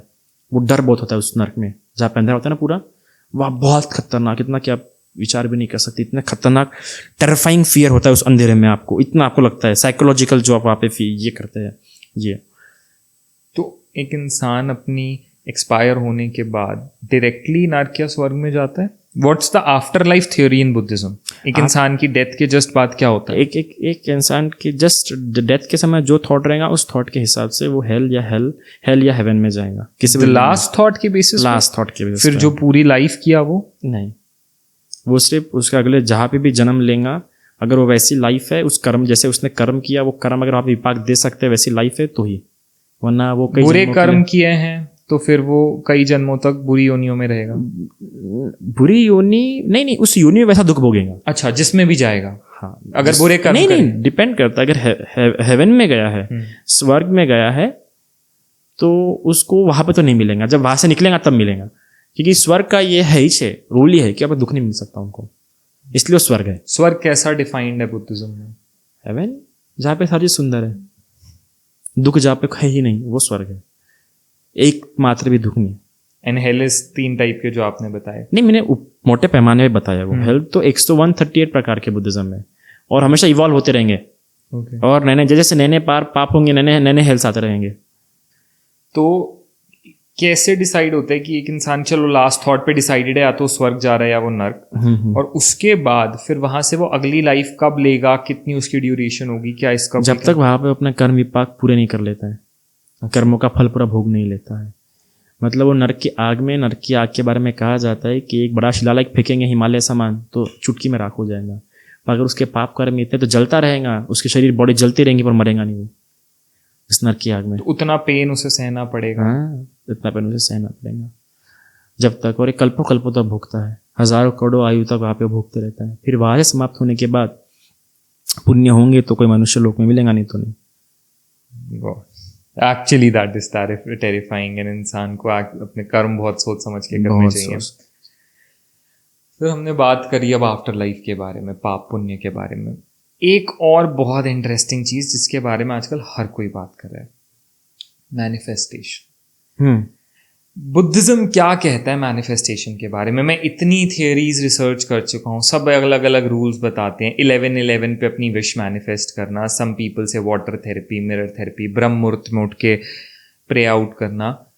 बुद्धिज्म क्या कहता है? आप क्या मैनिफेस्टेशन बुद्धिज्म में एग्जिस्ट करती है? Can you manifest things in life and how does it work? You can desire कि मुझे ये चाहिए, मुझे ये चाहिए, और वो रियलिटी में कैसे होता है? एक बार आपने डिज़ायर कर लिया, आप खुद उसको रियलिटी बनाते हैं. हर एक का मैनिफेस्टेशन नहीं होता है. ये कोई टाइम ही नहीं है कि आप 11 से 11 इतने बजे कर ले, ये करें. नहीं, आपका डिज़ायर कितना स्ट्रांग है वो तय करेगा कि आपके लाइफ में रियलिटी होंगी कि नहीं होंगी. कि अगर आपका डिज़ायर स्ट्रांग है तो आप वैसी अपॉर्चुनिटीज़ ग्रैब करेंगे. लाइफ में जिस पाथ पे होते हैं वैसी अपॉर्चुनिटीज़ आती है ना. ठीक है ना. अगर आपको डिपेंड करना है, अगर आप हवाई जहाज़ से जा रहे हैं तो अपॉर्चुनिटीज़ वैसे रहेंगी. ट्रेन से जा रहे हो स्टेशन वैसे आएंगे. जहाँ पे जो स्टेशन मिलेंगे आप उसके हिसाब से वहाँ पे वो अपॉर्चुनिटी समझेंगे कि मेरे लिए यहाँ की ऐसी अपॉर्चुनिटी है. हवाई जहाज से उसको वैसे अपॉर्चुनिटी समझेंगे. दरअसल कैसा होता है कि हमारी रियलिटी हमारा परसेप्शन बनाता है. हमारा परसेप्शन समझाता है कि ये हमारे डिज़ायर के अनुसार ये हमारा है, इसलिए हमें इसे ग्रैब करना चाहिए. समझिए, आप एक फॉर एग्जांपल अगर फार्मेसी गई है या फिर एक रास्ते से जा रहे हैं, उस रास्ते में कई सारी दुकानें आपने देखी भी होंगी पर नोटिस कभी नहीं किया होगा. देखी होंगी पर नोटिस कभी नहीं किया होगा. अभी आपको समझिए कोई दवाई खरीदनी होगी, अब वो आप बाकी फार्मेसी को नोटिस करेंगे. हाँ, सारे अपॉर्चुनिटीज अवेलेबल थे, पर जब आपने डिज़ायर किया तब जाके आपने उसको ग्रैब किया. डिज़ायर आने के बाद ग्रैब की प्रोसेस शुरू हो जाती है, आप उसे ग्रैब करना शुरू कर देते हैं. Okay. So that is how manifestation works in Buddhism. Manifestation कहो, लॉ ऑफ अट्रैक्शन कहो, ये सारे एक ही कंसेप्ट पे वर्क करते हुए डिज़ायर. ओके, ठीक है.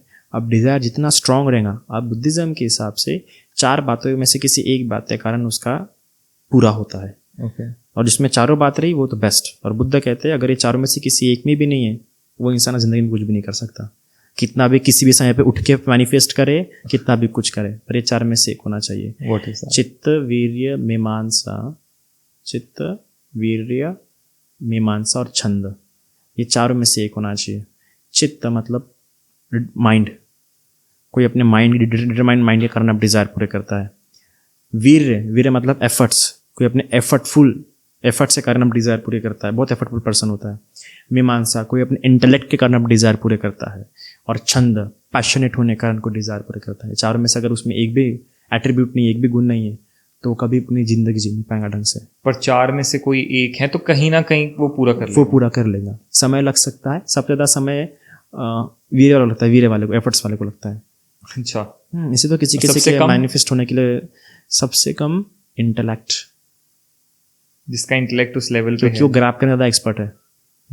आज ये आपके डिज़ायर इस पे डिपेंड करता है कि आप ग्रैब अवसर को पिकअप करने में कितने अच्छे हैं आप.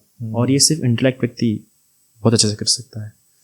सर अब बात करते हैं मंक्स के एक और बहुत इंपॉर्टेंट ट्रेड की, जिससे आई गेस मंक्स को जाना जाता है, जो कि है मेडिटेशन. मंक्स अपनी मेडिटेशन के लिए अक्सर बहुत जाने जाते हैं. बुद्धिस्ट मेडिटेशन बहुत ज़्यादा फेमस है. तो क्या है आपका way of meditating, what's the right way to meditate, और अगर एक इंसान रेगुलर मेडिटेशन कर रहा है क्या बेनिफिट्स हैं उसको उसके? देखिए, मेडिटेशन जिसको भी करना है सबसे पहले उसको ये क्लियर करना पड़ता है कि मेडिटेशन क्यों करना चाहता है. There is only two way, there can only two intentions for meditation. एक तो अपना परसेप्शन लेवल या इंटेलेक्चुअल लेवल, रियलिटी को देखने का, रियलिटी को समझने का, परसीव करने का तरीका डेवलप करने के लिए. क्योंकि आपको ऐसा परसेप्शन मैटर करता है कि मैं आपको कैसे परसीव कर रहा हूँ. एक वो हो सकता है जिससे हम कहते हैं रियलिटी बेस्ड, जहाँ पे आप रियलिटी समझने की कोशिश करते हैं, जहाँ पे आप में अंडरस्टैंडिंग आती है. अंडरस्टैंडिंग स्ट्रॉन्ग करने के लिए. दूसरा फोकस बढ़ाने के लिए. ये दो इंटेंशन से कोई भी इंसान मेडिटेशन कर सकता है. ओके. पर मोस्ट ऑफ लोग ये नहीं जानते, ये नहीं समझ पाते हैं.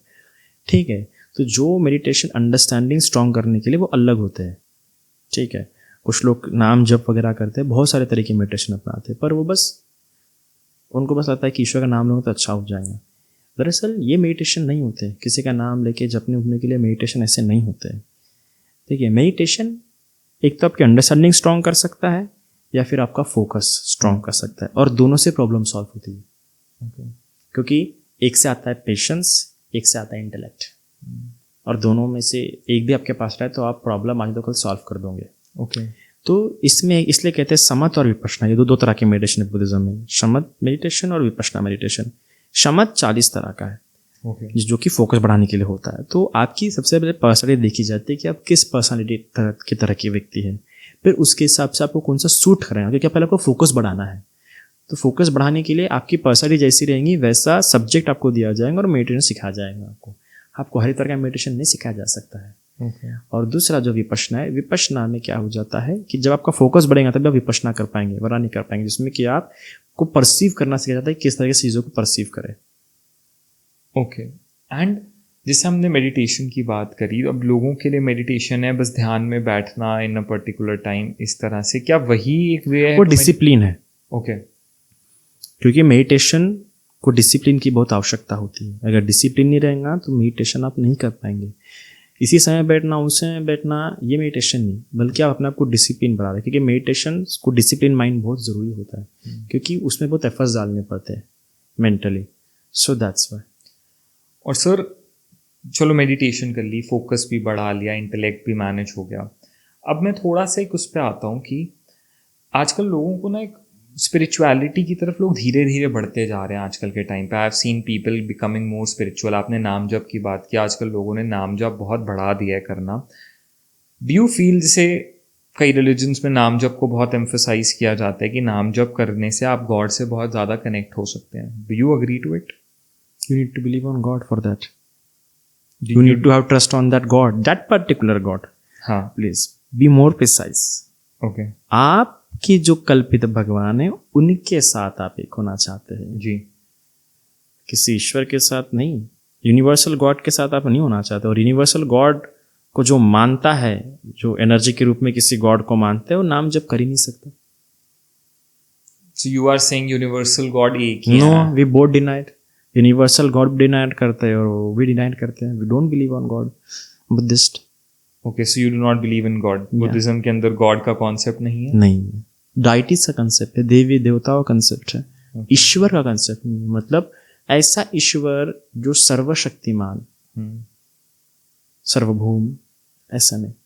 सो हु डू यू प्रे? मतलब एक होता है ना, हर इंसान किसी की पूजा नहीं कहूँगा, किसी की तरफ पे अपना ध्यान लगा रहा है, किसी में अपना ट्रस्ट रख रहा है, किसी एक इंडिविजुअल में. What do you pray to then? Pray का तो मतलब बहुत अभी के समय के हिसाब से बहुत पेचीदा हो चुका है. मांगना. ओके. बुद्धिस्ट की मांगने की हैबिट बंद हो जाती है. प्रे करता है पर मांगता नहीं है. प्रे में क्या करता है, बुद्धा के एट्रीब्यूट्स, धम्मा के एट्रीब्यूट्स और संघा के एट्रीब्यूट्स को स्मरण करता है. तो जैसे कि कैसा है, इतिपिसो भगवा अरहं सम्मा संबुद्धो विद्या चरण संपन्नो सुगतो लोकविदु अनुत्तरो पुरुषधम्म सारथि सत्तादि मनुसाना. कि बुद्ध में ये गुण है, ये 9 गुण है. क्या क्या? इतिपिसो भगवा अरहं सम्मा संबुद्धो विद्या चरण संपन्नो सुगतो लोकविदु अनुत्तरो पुरुषधम्म सारथि सत्ता देव मनुसाना. ये बुद्ध के गुण है. ठीक है. और ये गुण स्मरण करके आपको आनंद होता है कि आप ऐसे व्यक्ति को सम्मान्य मानते हैं, ऐसे व्यक्ति को. देखिए, आप अच्छे इंसान को याद करने में खुशी होती है आपको कि यार वो कितना अच्छा इंसान है? क्यों अच्छा होता है? क्यों खुशी होती है आपको? क्योंकि उसकी पर्सनालिटी ऐसी है, ऑरा ऐसा है, उसके ट्रेट्स ऐसे हैं। उसे ट्रेड्स ऐसे, भले ही आपके उतने काम का नहीं, पर आपको खुशी होती है कि मैंने ऐसे इंसान को देखा, ऐसा तरह हो, क्योंकि आप भी वैसे हो सकते हैं। आपका एक विश्वास बैठता है कि जिंदगी में ऐसे भी लोग हैं, आप भी ऐसा बन सकते हैं। इसलिए बुद्धिज्म में एक आइडियल्स की तरह है, बुद्धा, धम्मा, संघ, कि जीवन ऐसा जिया जा सकता है। क्योंकि एट द एंड आपको खुशी और उस अच्छे इंसान को देखिए कि जीवन इतना अच्छा जिया जा सकता है, तो आप बुद्ध के गुण को, धम्म के गुण को, संघ के गुण को याद करते हैं कि उनकी लाइफ ऐसी थी, उनमें ये एट्रीब्यूट्स थे, तो हमें भी एट्रीब्यूट्स आ सकते हैं, जीवन जिंदगी जी जा सकती है। इसलिए बुद्ध को लोग रिमेंबर करते हैं। जब वो उनकी पूजा कर रहे होते हैं तो वो उनको याद कर रहे होते कि बुद्ध ऐसे ऐसे थे, उनका हुआ दिया हुआ धर्म ऐसा ऐसा है, और उनका दिया हुआ संघ ऐसे ऐसे जीवन जीता है। क्योंकि अच्छी बातों का इतना प्यारा संबंध होता है कि अच्छी बातें याद करते बराबर ही आपको अच्छा लगता है। इसलिए आप अच्छी बातें याद करते हैं। सुविचार इसलिए सुविचार होता है कि जीवन को भी विचार नहीं बना देता है वो। Very true. सर हमने अभी और इतने सारे एस्पेक्ट्स के बारे में बात की, अब ना मैं थोड़ा रिलेटेबिलिटी की उस पर आता हूँ कि लोग डेली लाइफ में क्या फेस करते हैं। एक मंक से जैसे हमने इनिशियली रिलेशनशिप्स को समझा, हमने लव को समझा, हमने वहाँ पे ग्रीफ को समझा, हमने ब्रेकअप्स को थोड़ी सी, हमने चीटिंग की, लॉयल्टी की बात करी, तो अब मैं कुछ और एस्पेक्ट्स की बात करता हूँ लाइफ के, जिसके अंदर एक बहुत इंपॉर्टेंट एस्पेक्ट आता है एंगर, गुस्सा। आजकल हर इंसान में गुस्सा है, किसी में थोड़ा है, किसी में ज़्यादा है। कई बार थोड़ा गुस्सा चल जाता है, पर ज़्यादा गुस्सा इंसान को खुद भी परेशान करता है, उसके आसपास के लोगों को भी परेशान करता है। तो एक मंक गुस्से को कैसे, गुस्सा जो एक इमोशन है उसको कैसे डिफाइन करता है, कैसे देखता है, एंड आप कैसे सजेस्ट करते हो लोगों को टू कंट्रोल दैट? क्योंकि लोगों को कहते हैं हमें पता ही नहीं हम अपने गुस्से का क्या करें, है तो आई रेयरली सजेस्ट कि भाई तुम गुस्से कंट्रोल करो। रियली मैं कभी, मतलब मैं, मेरे पास जो आते भी है काउंसलिंग के लिए, मैं उनको भी नहीं कहता कि अपने गुस्से को कंट्रोल करो। ऐसा क्यों? क्योंकि सबसे पहले देखना होता है कि जो गुस्सा इसमें आ रहा है, जेलेसी के कारण है, फ्रस्ट्रेशन के कारण है, ट्रस्ट इश्यूज के कारण है, पॉजेसिवनेस के कारण है, किसके कारण से गुस्सा है? अगर वो गुस्सा फ्रस्ट्रेशन के कारण है तो उसका फ्रस्ट्रेशन पहले इशू, मतलब उसको सॉल्व करने की कोशिश करनी चाहिए। जेलसी कारण है तो जेलसी को करना चाहिए। हाँ, मैं ये कर सकता हूँ कि एक्सप्रेशंस के वे बता सकता हूँ कि आप इस तरीके से एक्सप्रेस करो, उस तरीके से एक्सप्रेस करो, पर फिर भी कभी कभार वो गुस्सा दिखाना ही पड़ता है, उसको एक्सप्रेस करना ही पड़ेगा। वो भड़ास निकलनी चाहिए उसके अंदर की, क्योंकि वो ना बोले कब तक सब मैं ही समझ के लूँ क्या। ये सबसे खतरनाक है, ये भाव कि मैं ही समझ के लूँ क्या हर बार, मैं ही लेके चलूँ क्या हर बार।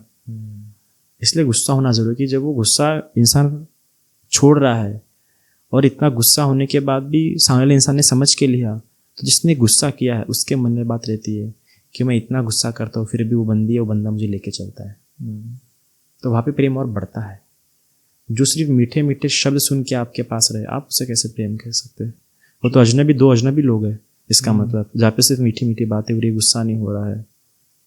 Very true, very true. अब एक और अगर हम आजकल बात करें तो लोगों के अंदर ना लास्ट कुछ टाइम में देखा गया एंग्जाइटी एंड स्ट्रेस, नर्वसनेस, ये इतनी बढ़ती जा रही है आजकल के लाइफस्टाइल को लेकर। क्या करें? लोग एंग्जाइटी से बहुत परेशान है, नर्वसनेस से बहुत परेशान है। देखिए, एक तो सबसे पहले बचपन में पेरेंटिंग में समझने कि एक्सप्रेस कैसे करे, कम्युनिकेटिव कैसे, प्रॉपर कन्वर्सेशन कैसे करे, एक्सप्रेस कैसे करे, ये समझ नहीं पाए। दूसरी बात यहाँ पे ये है कि गुस्सा आ गया, कुछ भी आ गया, रील खोल के बैठ जाते हैं। तो अपने साथ क्या हो रहा है वो इन्फॉर्मेशन को प्रोसेस ही नहीं कर रहे हैं, वो क्या चाह रहे हैं वो प्रोसेस नहीं कर रहे, बस ये लेके बैठ रहे कि उसने ऐसा नहीं किया इसलिए चलो फोन खोल के बैठ गए। उसके पूरे कॉज में जाने की कोशिश नहीं कर रहे हैं कि मेरे साथ ऐसा क्यों हो रहा है, मैं ऐसा फील क्यों कर रहा हूँ। अपने वो अभी इंस्टाग्राम आने के बाद और रिप्रेशन और सप्रेशन आ चुका है, इसलिए उनमें छोड़ने की बात जल्दी आ जाती है। ये सोचते नहीं है। जब इंसान बोल रहा है भाई मुझे छोड़ना, मुझे रहना है, मतलब सोचा नहीं है। सोचना इंसान छोड़ नहीं पाता है। ये बात आपको समझिए। जो छोड़ने की बात है, इसलिए जो इंसान बाउंड्रीज रखता है वो आसानी से छोड़ पाता है। बाउंड्रीज रखने वाला इंसान, इसलिए मैं बाउंड्रीज के कुछ हद तक खिलाफ भी हूँ। मैं नहीं मानता कि बाउंड्रीज बहुत ज़्यादा होनी चाहिए रिलेशनशिप में। आज साइकोलॉजी बहुत मानती है, पर मैं उतना उस पर स्ट्रेस नहीं देता हूँ, क्योंकि बाउंड्रीज रिलेशन, मतलब बाउंड्रीज इस बात में हेल्पफुल है कि आप मूव ऑन जल्दी हो पाएंगे। रिलेशनशिप को एक इंटेलेक्चुअली स्टेबल बनाने में काम आ सकते हैं बाउंड्रीज, पर बाय हार्ट कनेक्टेड के लिए बाउंड्रीज उतने काम की नहीं, क्योंकि गुस्से के रूप में प्रकट होना कभी कभार आवश्यक होता है। गुस्से को बार बार आप समझा के अच्छे हेल्दी मैनर में प्रकट करने की कोशिश करें, कब तक? You are a human, I are not a संत। आप 10 लोग के बीच में रहते हैं। गुस्सा कई बार गुस्से के तरीके से प्रकट होना चाहिए, बाद में अंडरस्टैंडिंग और पकती है कि मैंने गलत किया। सर एक और चीज़ जो लोग आजकल बहुत डिफिकल्ट है लोगों के लिए मैनेज करना है, दैट इज़ एडिक्शंस। किसी भी तरह का एडिक्शन हो सकता है, अल्कोहल एडिक्शन, सिगरेट एडिक्शन, किसी भी चीज़ का, गैम्बलिंग एडिक्शन, कोई भी एडिक्शन अगर है, एक मंक एक इंसान की एडिक्शन को कैसे समझता है और वो उसे उस टाइम पे क्या रिवायर करने का सजेशन देता है? सबसे पहले अगर उसका गैम्बलिंग एडिक्शन है तो he need to change his circle. Gambling और अल्कोहल अगर एडिक्शन है तो सर्कल चेंज करने की आवश्यकता है। बिना सर्कल चेंज के नहीं हो सकता। क्या ये गलत है बुद्धिज्म में? Is drinking alcohol said wrong in Buddhism? Gambling and alcohol worst है गैम्बलिंग, वर्स्ट से भी वर्स्ट। गैम्बलिंग तो उसका कुछ नहीं हो सकता, गैम्बलिंग वाले का अच्छा कुछ भी नहीं हो सकता। अल्कोहल का थोड़ा मतलब अल्कोहल ज़्यादा वर्स्ट गैम्बलिंग है। ओके ऐसा क्यों? ऐसे क्योंकि गैम्बलिंग में इंसान नशे में नहीं होने पर भी नशे कर रहा है। वो एटलीस्ट शराब का तो सिर्फ नशे में है, तो ये कॉन्शियस नशा है, इसलिए छोड़ पाना और डिफिकल्ट है वो। और अब जो शराब पी रहा है आजकल, लोगों के पास बहुत अच्छे एक्सक्यूजेस होते हैं कि यार इसमें हम क्या ही कर रहे हैं, ग्रेप्स का जूस पी रहे हैं। अभी जो ऑडिट्स आए हैं सामने में, वो तो कह रहा है कि इंडियन यूथ ने शराब पीना बहुत कम कर लिया है। बहुत कम, बहुत लॉस हुआ है इंडियन गवर्नमेंट को। कितना तो भी करोड़ों में कम हुआ है अभी की यूथ बहुत कम शराब पी रही है। ओके पर शराब जो लोग पी रहे हैं, देखो एक होता है शराब पीना और एक होता है शराब नहीं छोड़ पाना। शराब नहीं छोड़ पाना ये प्रॉब्लमेटिक है, और जो नहीं छोड़ पा रहे they need therapist, they need counsellor. क्योंकि वो शराब इसलिए पी रहे क्योंकि अंदर खालीपन महसूस कर रहे हैं, उन्हें वो प्यार नहीं मिल रहा है जो उन्हें चाहिए था। बहुत लंबे समय से वो सब देखते आ रहे हैं, इतने अंदर खोखले हो गए कि वो बाहर बता नहीं सकते, बता के थक गए, वो समझा नहीं सकते। वो कई सारे स्किल्स लैक करते हैं, समझाने की स्किल लैक करते हैं, एक्सप्रेस करने की स्किल लैक करते हैं। उन्हें खुद को नहीं पता वो ऐसा फील क्यों कर रहे हैं, इसलिए फिर वो शराब से हो गए। Getting your point. एक और एडिक्शन, मतलब 2 एडिक्शंस इतने मेजर कवर किए, एक और addiction that is porn addiction. आज के वक्त का दैट इज अ लस्ट। और मतलब ये आई गेस ना आजकल देखा जा रहा है स्कूल डेज से स्टार्ट हो रहा है। स्कूल के बच्चे आर वॉचिंग इट, 14-15 साल के बच्चे देखना स्टार्ट कर देते हैं। पेरेंट्स को नहीं समझ में आता हम इस सिचुएशन में क्या करें, और फिर वो बहुत बड़ी उम्र तक चलता है। शादी के बाद तक लोगों को 40s में भी हैबिट है पॉर्न देखने की, and which is a very strong addiction जिससे लोग निकल नहीं पाते हैं। What do you suggest to those people? A monk, what does a monk suggest? आप अगर हाथ में तो आप वो देखोगे ही ना। हाँ, आप समझ लगे अगर आपके पास वो है तो सबसे पहले मोबाइल दूर रखो, रिस्ट्रिक्शन रखो। एक बार वो लगने के बाद छूटना डिफिकल्ट है। एक तो आपको खुद को बोलना पड़ेगा कि मैं नहीं देखूंगा, है ना। इज वॉचिंग पॉर्न एडिक्शन नहीं होता है, मैस्टरबेशन एडिक्शन हो जाता है इंसान को। Is watching porn considered bad और रॉन्ग और a sin in Buddhism? It a cause of sin. Watching porn is a cause of sin. क्या सिन करा देता है if it is a porn? इंसान लस्टफुल हो जाता है, इंसान लॉयल नहीं रह पाता है, फैंटेसीज करता रहता है, तो दिन भर वो सिर्फ उसी में थॉट्स रह पाता है, अच्छे विचार नहीं कर पाएगा। तो एंजाइटी वगैरह बहुत सारा फ्रस्ट्रेशन वगैरह कई सारी चीज़ें डेवलप होंगी। हुकअप कल्चर और ट्रेंड में आ जाएगा। कॉज, तो कॉज को ही रोक दिया जाए तो आगे इतनी सारी चीजें नहीं होंगी। कैसे रोकें उस कॉज को? देखिए इसके लिए अब देखो गवर्नमेंट ने पॉर्न बैन करा, ये चीज सोच के लोगों ने VPN लगा दिया, लोगों ने उसके और कोई बाईपास ढूंढ लिया। पेरेंटिंग, सबसे पहली बात जो पेरेंटिंग रिस्ट्रिक्शन चाहिए सोशल मीडिया पे वो नहीं है। एक तो सबसे पहली बात, जो इंसान रील्स में जहाँ पे सब कुछ मिल जाता है, आपको बताया देखा जाए तो पॉर्न देखने के लिए मजबूर कहाँ से होता है इंसान? रील्स। अच्छा, अभी के समय में रील्स में वैसे आ जाते हैं नए लोग, वो अपने आप को एक्सपोज कर रहे हैं। आजकल तो ओनली फैंस ज़्यादा कमाता है। Only for fans is earning a lot even then from porn industry. भाई पॉर्न ज़्यादा ओनली फैंस कमा रहे हैं, हर कोई वो सब्सक्रिप्शन खरीदना चाहता है। क्यों? क्योंकि वो क्यूरियोसिटी डेवलप करता है। सो वो क्यूरियोसिटी डेवलप करता है और उसे कहा फिर वो जो नहीं खरीद पाते वो और वो देखते हैं और और फैंटेसी आ जाती है। तो ये है मेन रील्स का ये। तो ये सारे यहाँ पे रिस्ट्रिक्शन लाना चाहिए गवर्नमेंट में। इस पॉन इंडिया भी मेन कॉज ये है फिर रील्स वगैरह, एक्सपोजन जो एक्सपोज हो रहा है बाहर वगैरह, स्टार्स के कैसे मतलब हम सब लोग कैसे और आप जिम भी एक बहुत रीज़न है उसमें पोर्न एडिक्शन के लिए, क्योंकि आप खुद अच्छा दिखना चाहते हो, अच्छा देखना चाहते हैं, आप चाहते हैं, तो वो भी एक तरीका है। तो ये सारे रीज़न कॉज हटाने पड़ेंगे, तब जाके आप कहीं ना कहीं वो वॉचिंग पॉर्न वाली चीज़ को रिड्यूस कर पाएंगे। ऐसे भी बहुत तरीके हैं पॉर्न रिड्यूस करने के, वो एक तरीका नहीं, बट ये एक अच्छा तरीका है। Okay, what is the theory of मोक्ष इन बुद्धिज्म? मैंने मोक्ष के बारे में बहुत सुना है। संसार में या संन्यास में? दोनों में बता दो। देखिए बुद्धिज्म के लिए निर्वाणा शब्द बहुत बहुत परफेक्ट है। निर्वाणा इस मतलब क्या, डिजायर और इग्नोरेंस। ठीक है, ये दो के कारण जो आप इंडल्ज हो जाते हैं जी, जो आप किसी के पड़ जाते हैं उसके प्रति अवेयर होना। ठीक है, अपने डिजायर के प्रति अवेयर रहो तो इग्नोरेंस नहीं आएगा, इग्नोरेंस नहीं आएगा तो डिजायर आसानी से छोड़ने की क्षमता आ जाएंगी। ठीक है, ये आपको रखना है। फिर डिजायर जब पूर्ण रूप से नष्ट हो गया, मतलब आप में क्षमता आ जाना कि आप किसी भी, एक तो ऐसी क्षमता आ जाना कि गलत डिजायर आप में उत्पन्न हो ही ना। ठीक है, ठीक है। और दूसरी बात, डिजायर्स को आसानी से त्याग पाना, मतलब आप निर्वाण के बहुत करीब पहुंच गए। Okay, and what is the exact निर्वाण? मतलब अगर मैं मोक्ष कहूँ या निर्वाण कहूँ, वो अटेन करके एक इंसान like what does a person? Psychological suffering उसे कोई भी नहीं रहेंगी, साइकोलॉजिकल पेन उसे कोई भी नहीं रहेगा, साइकोलॉजिकल टेंशन उसे कोई भी नहीं रहेंगी। ओके, उससे वो सिर्फ फिजिकल पेन ही फील कर पाएंगे, बाकी कोई psychological tension, pain, suffering, frustration वो फील नहीं कर पाएगा। और मृत्यु के बाद उसका फिर अभी जन्म होगा नहीं। नो रीबर्थ, एक्सटिंग्विश, पूरा का पूरा खत्म। अभी कहीं भी नहीं रहा, दुनिया किसी कोने में नहीं मिलेगा, किसी रूप में उसका अस्तित्व नहीं है अभी। जिसको मोक्ष प्राप्त हो गया या निर्वाणा प्राप्त हो गया। Is there a difference moksha and या nirvana? Moksha is soul based है, अच्छा, nirvana is mind based, desire based. Desire को समाप्त कर दोगे तो कोई टेंशन नहीं फिर। ओके, सो जितने भी मंक्स हैं, क्या एवरीबडी अचीव्स निर्वाण या दोज आर पुटिंग एफर्ट्स? ये जरूरी नहीं है कि अगर आप एक मंक हो तो निर्वाण मिलेगा ही? हाँ, जरूर नहीं। कुछ लोग अपने रीजन से मंक्स बनते हैं। अच्छा, आपका रीजन है कि क्या किस मंक बन गए? बट क्या मोस्ट मंक्स का ये रीजन होता है to achieve attain nirvana? Yes, but is difficult to achieve in one life. How do someone know कि अब मैंने निर्वाण अटेन कर लिया? कभी आपने एक बोरी पीठ के ऊपर लेके चले हैं और 1-2 घंटा चलने के बाद उस बोरी को नीचे डाल दीजिए, कैसा फील होता है? Very light.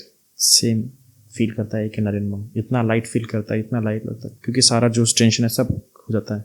हाँ, वो लाइट हो तो फील समझ जाता है। कई बार मिसअंडरस्टैंडिंग भी होती है कुछ लोगों को कि मेरे को निर्वाण मिल चुका है, बट वो अभी मिला नहीं हो रहा। बिल्कुल। If someone is claiming loudly कि मेरे को निर्वाण मिल गया है, तो क्या वो सिर्फ उस अहम में हो सकता है कि मुझे मिल गया? निर्वाण जिसको प्राप्त हुआ बताता नहीं है, वो उसे सिर्फ अपने गुरु के बताने पर बताता है। अच्छा, गुरु के पूछकर बताता है। और गुरु को ही बताता है? हाँ, या सही तरीके से पूछा जाए सवाल तब समझ जाता है इंसान कि इनलाइट हो चुका है। हैव यू मेट समवन आज तक ऐसे? नो। आप आज तक कभी ऐसे किसी पर्सन से नहीं मिले? नो। या ऐसा हो सकता है आप वो मिले? एग्जिस्ट भी करेंगे तो भी सिटी में ही एग्जिस्ट करेंगे। ओह, या ऐसा हो सकता है कि आप मिले हो बट आपको पता ना चला हो? नहीं, वो सिटी में एग्जिस्ट नहीं कर सकते। और उनका दर्शन हो भी गया तो 2 मिनट के लिए होगा बड़ी मुश्किल से।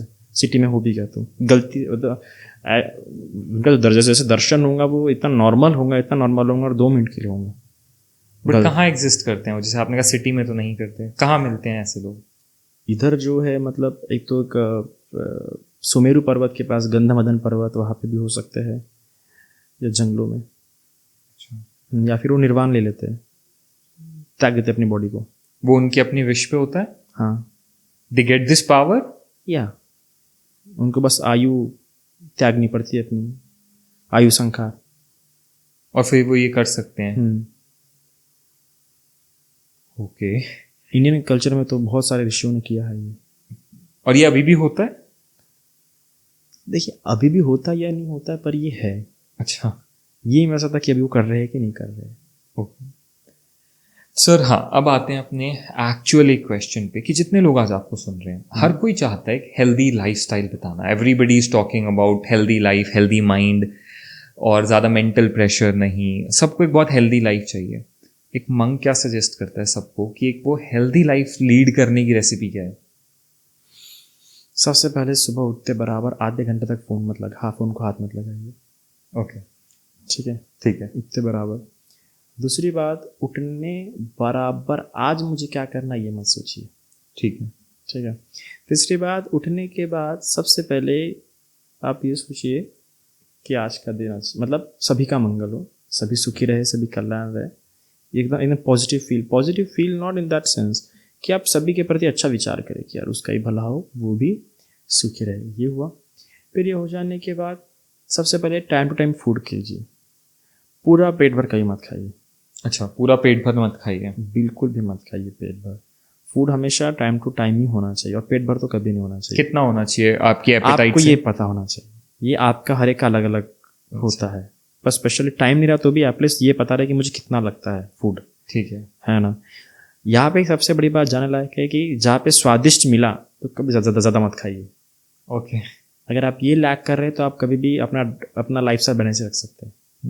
कई बार होता है ना कि शादी में अच्छा खाना मिला तो 2 रोटी ज़्यादा खा लेते हैं। नहीं, 2 रोटी समय के ज़्यादा खाने वाला इंसान कभी भी हेल्दी लाइफ मेंटेन नहीं कर सकता है। खाना बहुत इंपॉर्टेंट चीज़ होती है। ओके। तीसरी बात, मेडिटेशन दीजिए। आपको जो सूट करेगा वो मेडिटेशन आप करिए। और हमें हमेशा एक अच्छा फ्रेंड जिसके साथ आप एक्सप्रेस कर पाए, टहलना। ओके। हफ्ते में 7 दिन होते हैं, 1 दिन माँ के साथ, 1 दिन पिता के साथ, 1 दिन बच्चे के साथ, 1 दिन पत्नी के साथ, 1 दिन भाई के साथ। ये होना ही चाहिए। एनुअली एक बार तो भी घूमने जाना चाहिए। एक बार फैमिली के साथ, एक बार सिर्फ पत्नी के साथ। ओके। सिर्फ पत्नी और आप तो जिसमें बच्चा भी ना हो आपका। पर अभी जब पहले बच्चों को कम से कम 7 साल के हो देना चाहिए। और हमेशा थेरेपिस्ट रखिए ओके। मैरिज के लिए। क्या मैरिज काउंसलिंग भी लेते रहिए।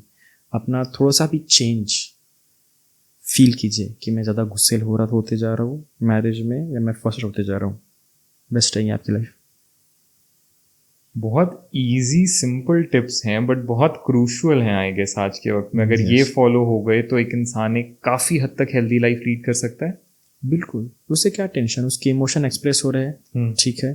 खाना जा रहा है तो फिजिकल कोई प्रॉब्लम होंगी नहीं है। सुबह उठते बराबर लाइट फील कर रहा है, और क्या चाहिए। That is so very right and so very true. Thank you so much sir. आज बहुत इंटरेस्टिंग चीज़ों के ऊपर बात करी। I have so much more. अभी मेरे पास इतने सारे टॉपिक्स हैं, मैं शॉर्टलिस्ट ही नहीं कर पा रहा था कि मैं किन पे बात करूं और किन पे ना करूं। अभी मुझे ऐसी और इतनी चीज़ें हैं जिनके बारे में एक मंक का पर्सपेक्टिव जानना है।